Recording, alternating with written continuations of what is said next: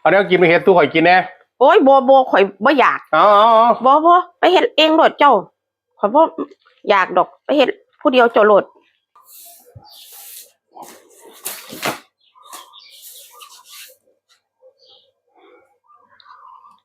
เอ้า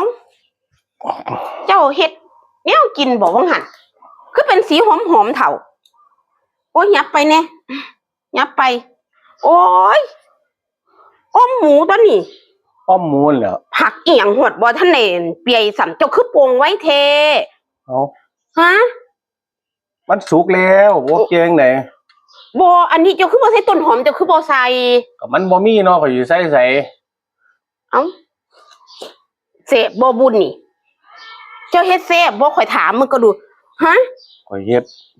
ก็เฮ็ดแซ่บอยู่เด้ล่ะเอ้าข่อยเบิ่งก็ดูโอ้เจ้าขาดต้นหอมได้เฒ่าขาดต้นหอมมันมีต้นหอมเนาะข่อยก็บ่ใส่แล้วบ่มีต้นหอมเว้ยแต่ว่าก็หอมดีอยู่เด้หอมอยู่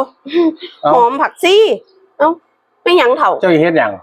เอาก็กินตัวข่อยว่ามันหอมแม่แสดงว่าเจ้าใส่ผักซี่แล้วมันหอมเจ้าคือว่าเจ้าบ่อยากบ่เฮ็ดเอาบ่อยากบ่เฮ็ดยังตอนนั้นข่อยบ่ทันได้อยากตอนนี้หิวแม่เฒ่ามันหอมแม่เจ้าเฮ็ดจังได๋คือหอมแท้แต่ว่าแซ่บอยู่หอมผักซี่บ่ได้แท้อันข่อยว่าทีหลังข่อยบ่ให้เจ้าเฮ็ดดอกอันเดี๋ยวนี้ข่อยโอ้ยข่อยว่าสิบ่กินแล้วเด้อเจ้าเฮ็ดให้ข่อยอดบ่ได้แม่โอ้ยข่อยนี่แม่ข่อยอดบ่ได้ผู้ใดบอกเจ้าเฮ็ดหอมเนาะมันหอมติหอม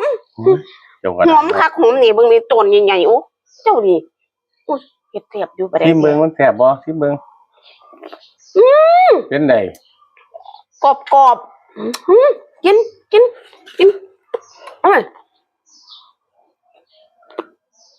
มันขึ้นร้านน้ำจักบาทได้เท่ามันขึ้นร้านน้ำนี่ไปร้านน้ำก่อนไปเจ้าเขามากินเจ้าไป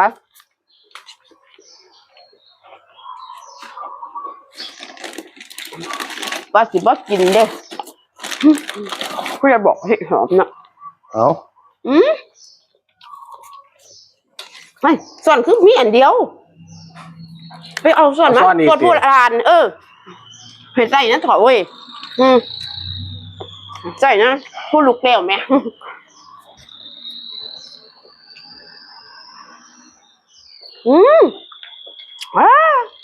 แซ่บอยู่แปะใช่